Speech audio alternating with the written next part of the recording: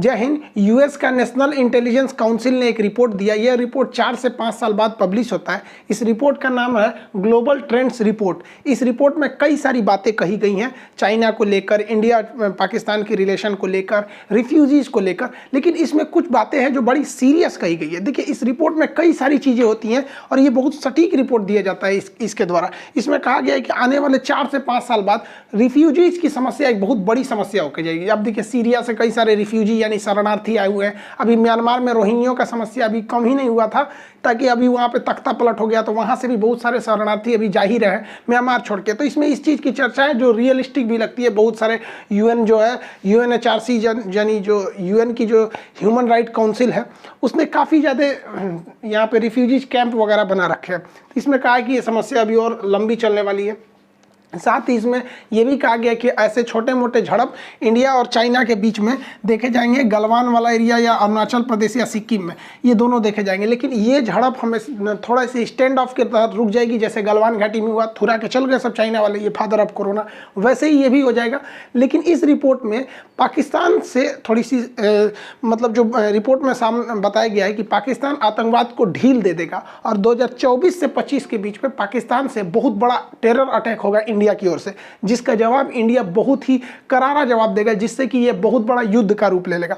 जैसे कारगिल से भी बड़ा युद्ध का रूप लेगा। कारगिल भी तो एक तरह से समझिए कि तो पाकिस्तान की आर्मी खुल के सामने नहीं लड़ी थी, हालांकि पाकिस्तानी आर्मी के थे सब वहाँ पे, लेकिन खुल के नहीं आई थी। तो इस रिपोर्ट में कहा गया है कि जैसे अमेरिका को देखिए, अमेरिका तालिबानी आतंकवादियों के साथ कंप्रोमाइज़ कर रहा है। तो जैसे यहाँ अफगानिस्तान में तालिबानी आतंकवादियों का दबदबा आएगा, तो पाकिस्तान इन आतंकवादियों के थ्रू इंडिया में कन्फर्म अटैक कराएगा। और इंडिया में अटैक कराने का मतलब इंडिया जवाब देगा, जिस तरह पुलवामा में हुआ था, उरी अटैक हुआ था, सर्जिकल स्ट्राइक, एयर स्ट्राइक, इस तरह से बहुत बड़ा। इस रिपोर्ट के अनुसार अब स्ट्राइक ना होकर बल्कि एक पूरी तरह से फुल फ्लेजेड एक बड़े पैमाने पर वार होगा इंडिया पाकिस्तान के बीच में, जिसका सबसे बड़ा कारण बढ़ेगा आतंकवाद। और कहीं ना कहीं ये देखने को मिलता ही है, इनके यहाँ आतंकवाद बहुत भयानक लेवल पे है। इन लोग को लगता है कि पूरी दुनिया में फतह करेंगे लुंगी पहन के यहाँ पर, और इसका नतीजा उनको बहुत बुरा भुगतना पड़ेगा। देखिए, अमेरिका में जब भी देखा गया कि डेमोक्रेटिक पार्टी की सरकार आती है तो वो युद्ध ज़्यादा करते हैं, चाहे ये जो बाइडेन हो गए, ओबामा हो गए, बुश हो गए। हमारे जो डोनाल्ड ट्रंप थे, ये ट्रंप साहब चले गए, अपना कार्यकाल पूरा करके कोई युद्ध नहीं किया। हालांकि इन्होंने मेन फोकस चाइना और ईरान को किया था, लेकिन डेमोक्रेटिक वाले हमेशा लड़ाई करते रहते हैं। ओबामा साहब के समय देखिए कई लड़ाई लड़ी गई थी। उस समय सीरिया का भयानक इशू हो गया था, लीबिया वाली लड़ाई हो गई थी, फिर भी ओबामा को क्या मिल गया? शांति का नोबेल पुरस्कार मिल गया। और हमारे अपने देश के प्रधानमंत्री नरेंद्र मोदी पूरे भारत में वैक्सीनेशन नहीं हुआ, ये देखने के बावजूद पूरे दुनिया को मदद कर रहे हैं,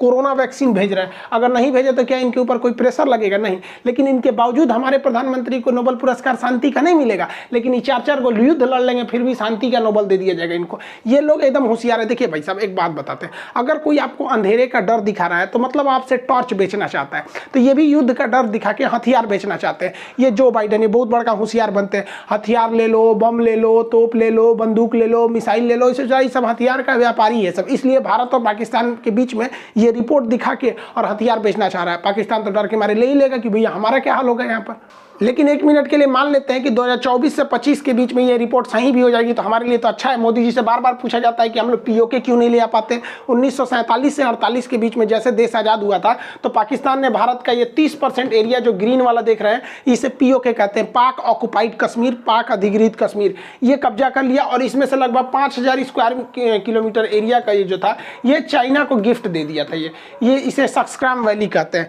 चाइना को इसने गिफ्ट दे दिया। तो हम लोग को पीओके को वापस लाने यही एक अच्छा बहाना हो जाएगा। तुम आतंकवादी हमला करो, हम लोग इधर से पलट के कर देंगे। अब अमित शाह के लिए तो भैया खुशी का कोई ठिकाना नहीं। 2024 के चुनावी मैनिफेस्टो में कर देंगे कि एकदम इस बार हम लोग लेके आएंगे पीओके।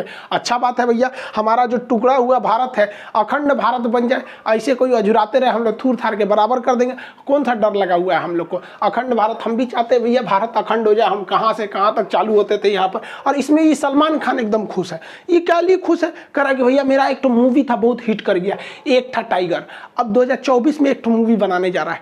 इसको क्या लगता है भाई साहब, सलमान भाई, बजरंगी भैया, इनका क्या सोचना है कि भैया 24-25 में जब पाकिस्तानी हमला करेगा तो भारत के हमले में पाकिस्तान तबाह हो जाएगा, तो एक मूवी बनाना चाहते हैं। एक था टाइगर नहीं, एक था पाकिस्तान, बना बहुत अच्छा, हम भी देखेंगे, चलेगा, बहुत अच्छा मूवी। आप मत रोइए, देखिए आप ही लोग की गलती है। हम लोग जबरदस्ती मारने आते हैं, हम लोग गए थे पुलवामा में हमला करने के लिए, आप ही का मंत्री कह रहा है कि हम लोग पुलवामा में मारे हमला। अरे भैया आप सोते हुए सैनिकों को मारे, हम लोग आपको उठा के धो के चले हैं भोरे भोरे। मत रोइए, चुपचाप हो जाइए। जितने स्टूडेंट हैं उन लोग के लिए कर रहे हैं भैया एनडीए और सीडीएस वाले, आप दिल लगा के पढ़ाई कीजिए, क्योंकि ये आप लोग के लिए एकदम गोल्डन अपॉर्चुनिटी है। क्योंकि इस बार जिनका एनडीए होगा 24-25 तक वो पासिंग आउट परेड होकर आर्मी में शामिल हो जाएंगे। और सीडीएस वालों के लिए आप लोग जबरदस्त कीजिए, यहाँ इंडियन आप पहुँचिए खड़गवासला में, या फिर अपना IMA Dehradun Indian military academy, वहाँ बेहतरीन अफसर बन के निकलिए और लड़ाई में भाग लीजिए। देखिए हम तो भाई गए थे एनडीए के थ्रू, तो हमारा हाथ टेढ़ा है। देखिए हमको इतना ज़्यादा एंगल है कि मेरा सिलेक्शन नहीं हो पाया, तो कम से कम आप सेलेक्ट हुई और धो के आइए। और आप लोग इस रिपोर्ट के हिसाब से धोइए, इसलिए बहुत जल्दी हम एनडीए और सीडीएस के बैच को आपको बताएंगे और आप सब लोग इस बैच में आएंगे। और इस बैच में निकलने पास होने के बाद आर्मी में ट्रेनिंग लेके 24-25 में धोइए, ताकि उस समय हम बताएं कि भाई देखो हमरो बैच का लड़का धो के आया है सब यहाँ पर। अभी पाकिस्तान के पास ये समस्या नहीं, यूएन की एक रिपोर्ट के हिसाब से 3 से 4 साल बाद पाकिस्तान के पास एक वाटर क्राइसिस आ जाएगा। यहाँ पे पानी की एक बहुत बड़ी समस्या आएगी। देखिए पाकिस्तान का जो सिंध और पंजाब वाला एरिया है ना, बस यही ठीक है, लेकिन उधर खैबर पख्तूनख्वा हो गया या फिर बलूचिस्तान हो गया, वहाँ पानी की बहुत ज़्यादा किल्लत है। तो पानी की इतनी भयानक समस्या आने वाला है, अब इन लोग को पता ही नहीं है। इन लोग अभी दूसरे दुनिया में जी रहे हैं। इनको कहना है कि कश्मीर में वापस 370 लगाए जाए। भैया कौन सा नशा करता है, इस सबको नहीं समझ में आता है। मत तुरा काला से 370 वापस हो जाएगा। कहते हैं जस करनी तस हो भोग ही पावा। पाकिस्तान ने आतंकवादियों को पाल पोस के बड़ा किया, आज इनको समझ में आता है। इन आतंकवादी पाकिस्तान के लिए खतरा बन गया। खैर अल्लाह इन आतंकवादियों पर रहम करे, क्योंकि हमारी इंडियन आर्मी तो इन्हें रहम करने वाली है नहीं। इन लोग को लगता है कि किसी मासूम को बम फोड़ के मार देंगे, किसी होटल में ट्रेन में बम फोड़ देंगे तो इन्हें अल्लाह माफ़ करेगा और जन्नत देगा। देखिए आतंकवादियों को माफ़ करना या ना करना ये अल्लाह का काम है, लेकिन आतंकवादियों को अल्लाह तक पहुंचा देना ये हमारी इंडियन आर्मी का काम है। तो हमारी इंडियन आर्मी इन लोग को इनके मुकाम तक पहुंचाती है। खैर अब क्या कीजिएगा, इन लोग को समझ में नहीं आता है। पता नहीं कौन इन लोग को पढ़ा देता है कि किसी होटल में जाके आप मार दीजिएगा, मासूम बच्चों को बम से उड़ा दीजिएगा, गोली मार दीजिएगा रेलवे स्टेशन पे जाके, बस स्टैंड पे फोड़ के, तो इन्हें जन्नत मिलेगा। और जन्नत में इनको 70 तो हूर मिलेगी, परी मिलेगी। जब हाल है ससुर, इन सब का मेंटेलिटी देखो। हम लोग हिंदुस्तान वाले सोचते हैं कि मरने के बाद शांति मिलेगा, ये सब ससुरा दुनियादारी बहुत खराब चीज़ है। इस ससुरा मरने के बाद वो सोचता है सब घूमो एकदम ठर, मतलब वो 70 का व्यवस्था सोच के रखता है। बताओ भाई ये कौन बात है यहाँ पे।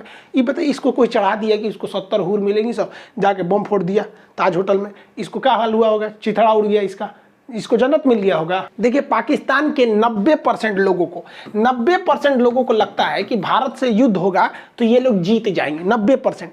केवल 10% लोगों को लगता है कि वो हार जाएंगे। और वो 10% जानते हैं कौन है? पाकिस्तान की फौज है। बस इनके फौज को ही लगता है कि ये लड़ाई में हार जाएंगे। बाकी इनकी जनता तो दूसरी दुनिया में जीत रही है। इन्हें लगता है गजवाए हिंद, हिंदुस्तान कोई बर्थडे का केक है, आएंगे काट के चल जाएंगे। गजवाए हिंद, अरे इतना थूरेंगे लोग ना तोरा पाकिस्तान को कि हम लोग पूरा पाकिस्तान को भगवाए हिंद करके रख देंगे, गजवाए हिंद करने चले। अरे यार तुमको कौन समझाए कि इतना सपना दिन में मत देखा करो।